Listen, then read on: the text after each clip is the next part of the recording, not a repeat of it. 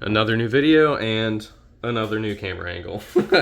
Today, I kind of just want to do a video on how to make your gun look cool, because every YouTuber, every gun tuber, at some point in one of their videos talks about how you should think that your gun looks cool. It's going to make you want to train with it more. It's going to make you want to carry it more, and you'll be a little bit more proud of it. Maybe something you can appreciate the craftsmanship a little bit more, kind of like my P01 or like a 2011 or 1911. And it's an overall better experience. You obviously want to prioritize performance before you prioritize looks. So figure out what works best for you. If you need to compromise for concealed carry, figure out what you're willing or not willing to put up with as far as size or weight, and get what gun is going to work best for your use case, and then go and looks max that bitch because you can make it look so much cooler and you can be so much more proud of it. And it ultimately, pretty much every modification you do, even aesthetic modifications or things that add, different layers to the gun, different silhouettes, are also going to increase performance, like a weapon light or a red dot. And I hate to use my P01 again, but I love this gun so much, I kind of love to use it again as an example. It's going to be the example of probably my best looking firearm in a couple different configurations, but we'll get into that in just a minute. First, I kind of want to talk about proportions. So if you look at a handgun, it's kind of a triangle, more or less. So you've got your muzzle, you've got your mag well, and you've got your optics mounting area. And that's kind of new for handguns, and you can definitely rock, I think, a bare naked handgun with just irons, no extended mag, no light, no muzzle device, no optic. Looks great. I think you can find really good looking handguns. Some look better than others. Like I said, prioritize performance, but once you figured out what you like, kind of try and pick the one that you think looks coolest as a base. You're just, like I said before, you're going to want to carry more. But so a bare naked gun can look really good, but as you start to add stuff, you need to add it in even layers. And some people are down to rock a extended mag in the gun while they're carrying. Some people aren't. I'm one of those people that doesn't really like the way that works, because you may as well just carry a full-size gun at that point. If you're going to carry an extended magazine in like a compact gun, just carry a full-size gun. That's going to look a little better in my opinion, as far as like proportionally, than a cat is trying to close the lid on my gun box, than a extended mag. But if you're trying to looks max and performance max, you're gonna want to even everything out. So right now, obviously, you can see the dagger is really front heavy. It's front obese. Let's not kid ourselves here. And then you've got the little dingleberry back here, which is not a big magazine extension. And to help that out, because I do have so much weight up here, and this may be a little different if I didn't have the comp or didn't have the light, I can add my Taran Tactical +5 extension, which that almost adds too much to the end to this. And if I wanted to even that out a little bit more, I could always throw my X300 on there, and may as well do that right now. So you can see how as you add to one, it kind of makes sense to add to the other if you're trying to go proportional with everything. And this is kind of an exaggerated scenario, because this dagger has a comp and has a spray painted grip, and it's just kind of like to an extreme. It's a full size quote unquote grip, and technically like an oversized full size slide with the comp on there, or full size upper half. But you see, as you add one way, you add to the other, it starts to look pretty good. And if I were to put an optic on this, ideally I'd choose probably the biggest window optic I could, aside from that like Siley Bull or whatever, or I don't even know what it's called, the big crazy one that's like competition oriented. That doesn't look good on any gun. So if I'm not lazy, I'll put a picture of it in the video here.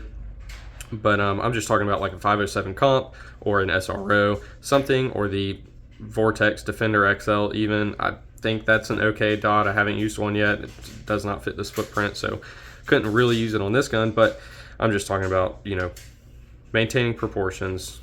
That's kind of going to be what you want to do.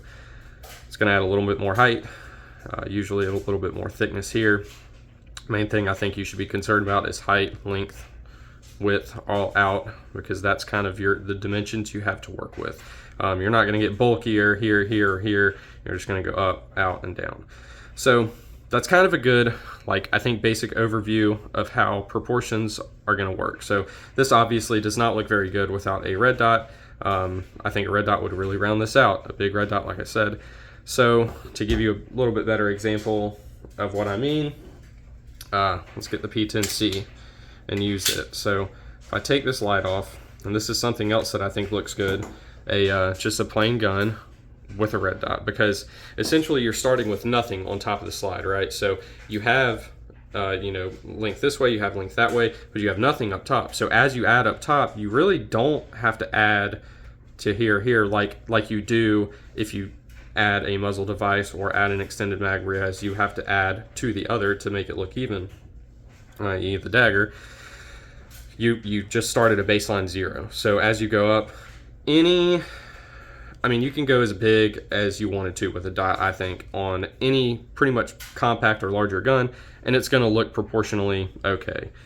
You're not going to have to worry about it looking out of place. This cat is in need of attention desperately. She's got a sister and a brother, 2 brothers. Still won't leave me alone, which I don't mind. I love Puja, but where was I? Get a sip of my coffee with all the cat hair and gun oil splashed into it. Yeah, anyway, where was I? The dots. Yeah, you can add a dot and not add anything else, and that's always going to look good. That's just a classic look. Can't go wrong with just a dot. And where you go from there kind of determines where you need to go next. Let's say, let me not use this as an example because the extended magazine, which is what I want to talk about next on this, doesn't look as much like an extended magazine because it's OEM. So let's see, what do I want to pull out? Okay, I'm going to use my P01 as an example because I think this is going to be the best example of what exactly I'm talking about. I just got to take my light off, ruin my witness mark, no big deal. All for the YouTube, you guys are welcome. Another pro tip, if you don't want your light to back off your gun while you shoot, Loctite it. Just use not permanent. I use the Permatex orange. Where is it? Oh, it's in the cabinet. Can I get to it with the, yes I can. I use this stuff and it is just enough to hold it on, still super easy to get off. So far, really highly recommend this orange Permatex. Orange thread locker, high strength removable. Good stuff. It's not high enough strength to glue your weapon light on permanently though. So, where was I? You have a baseline gun with just a dot, like I was saying. I don't want to use this as an example because, like I said, the mag extension for that gun is OEM, looks OEM. But for my P01, it's a Taran Tactical +4, which before I even go any further with this, I'm going to go ahead and go over what exactly this setup is because I get asked every video I show it, and I don't mean to sound annoyed, but I do just want to touch base on it here so there's not a bunch of comments asking about it or anything like that. This is a +4 base plate for the 17-18 round full-size CZ75 mags. It just works with the 15 round mag. If you use your factory spring, you can get like 3 rounds in. I think once this was worn in a little bit more, I think I've got a +4 in here before with the 15 round mag, but it is really hard. I've seen comments where guys have talked about you can exchange this spring. I don't know what spring you would use and get the 4th round in there. I've not tried that, so I can't really speak to that, but I've heard you can do that. So we'll just make sure this gun is clear again. Chamber magwell. You guys see it. And I am going to insert a loaded extended mag, but obviously I'm not going to wreck the slide or anything. That looks way disproportionate. That's extremely disproportionate to me anyway. So you've got, a little bit of height here, which is fine because like I said, you started in at 0, but man, you've got a thickums down there. You've got some junk in the trunk, if you will. And it just kind of makes the gun look lopsided. So what do? You add a light, right? Well, what happens when I add my compact weapon light? Ew, brother, it still looks terrible. Because you got like the flush fit up here. You're not adding any length. I said like you can add all the girth. The girth isn't going to do as much for you. You need to add the length. That's exactly what I'm talking about. It still looks gross, dude. Like, ew, get that out of here, dude. And you take that off. And we're back. Looks great. You're not adding anything here. You're maybe adding, 3/16 at the most, but that's kind of feels like bulk because it's a factory base plate. You've got a flush fit, which this does add, maybe a 16th of length to the end of it. Not enough to make up for that, but you see what I'm getting at here. And if you want to, since I put a loaded mag in, I did not chamber around, but we're going to check again. I should unload this mag, but I'm really, really lazy, and I'm recording all of this. You can see I'm being careful. You add that. Now what do you need? Now you need a Surefire X300. That's the only way you're going to balance that out.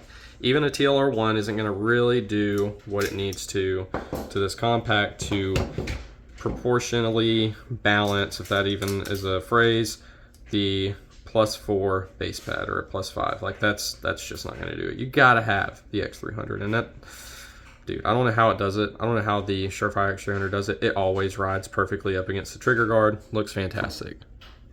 And this looks maxing, my guys. I mean, this is it. This is it. This is pinnacle. Compact gun, full-size light, full-size mag capabilities. It makes no sense, but this looks the best, other than a 5-inch slide that's flush fit with the X300. That's the only thing that can look better than this. Like a 2011, Platypus full rail X300, Nighthawk X300, cuts off perfectly. The Sandhawk with the tan X300, chef's kiss. Extended mag on that is kind of optional. You can just have a fat old mag well because it's a 1911 chassis or 2011 chassis. They play by a little bit different rules. I'm not in that. I haven't branched out into that category yet, but will I ever? Maybe. If I strike gold, make it rich. No, I would like to get a 2011 one day, or a nice single stack 9 1911. So that's kind of just a basic rundown of proportions, and these all apply to serrations as well. If you see, like my Gen 3 17 had no front serrations when I got it, added those, and I think that added a lot to balance out, or did a lot to balance out this gun. You can see most companies now are adding forward serrations, so it kind of evens everything out. But if you get, like a big chunk port right here and no slide cuts, that looks okay. But I think you do a little bit better just to get maybe not slide cuts like windows, but slide cuts. Yeah, slide cuts, not slide windows or lightning cuts. But like, remachine the serrations to be a little chunkier. You kind of want to have a theme going when you start with a gun, and that goes for colors. And for colors abide by the same laws, the same proportional laws. A little bit. So like, you can do your full slide one solid color, but as you start to do like camo Cerakote, it's almost like you've got to add more in other places. So if I get like the cookie dough Cerakote camo on this slide here and leave everything else black, it's gonna be a little disproportionate. If I did something like that and I didn't want to change the frame color, I'd throw on like a FDE or bronze TLR1, Surefire, maybe a FDE mag extension or red dot sight, something like that. Maybe get the frame Cerakoted partially, leave the black, you can Cerakote frames as well. But it's all to do with proportions. As long as you're not, spray painting your gun red or blue, which is wild. Colors are a little bit more subjective. My cat just yowled. I don't know if you could hear that in the video, but because some people really like FDE, some people don't. But the wild colors, it's pretty much universally bad. Grip texture is the same. You want to have it evened out, I think. And here's a good version or a good example. That's just spray painted too. I just spray painted that, and I tried to do an HD border. This is a test gun, dude. I'm just beating the hell out of this thing. It's got three. I haven't put rounds on it in a while, but it's up right over 3,000. No malfunctions. It's treated me well. So I'm kind of just using it as a test bed because I know it's reliable. Anything I change, if it starts having hiccups, I know whatever I change is probably the issue, not the gun itself developing new issues. So, but I'm gonna stop it there. I was gonna give some more examples of stuff like, You know, you've got an underbite here, which works. You never want an overbite. That's something else I'll talk about really quick. If you have an overbite, you're wrong. That just looks horrific. Here's a great example. If I can fit this on this Glock. Here's a great example. It's not gonna work because I don't have the Glock anyway. Don't do that. That's another brother. Like, that's awful, dude. Like, there's no reason to do this either. It doesn't, performance wise or looks wise, it just looks bad. You always want to have flush fit or underbite. You know, this would benefit a little bit from an extended mag. So you've got that evens you out a little bit more. This is just a few more examples. And you know, but a flush fit works well in here as well. You just got to kind of play with it, kind of figure out, you know, what you can get away with and what you can't. This is kind of on the line. I don't have any added, you know, that the muzzle matters a little bit more than the magwell or than the magazine, as far as like if you add, you see what I'm saying? It's some of it you can get away with, some of it you can't. So you just got to kind of play with it. Take inspiration from people on YouTube. Maybe not from me, but you know, take inspiration and kind of try and eyeball proportions if you're trying to figure out what looks good and stuff. Nightwood Guns has like a lot of 1911s and with X300s on them, and I know he's like kind of like a leaner build, if you will. And all of his guns look huge in his videos. It just makes me want a 5-inch 1911 with a Surefire X300 so bad. Anyway, I'm gonna cut it off there. That's all I wanted to talk about today. Hopefully this didn't drag on for too long and I won't have to do too much editing, but I appreciate you guys watching. Build cool looking guns and carry them, and I'll see you in the next one.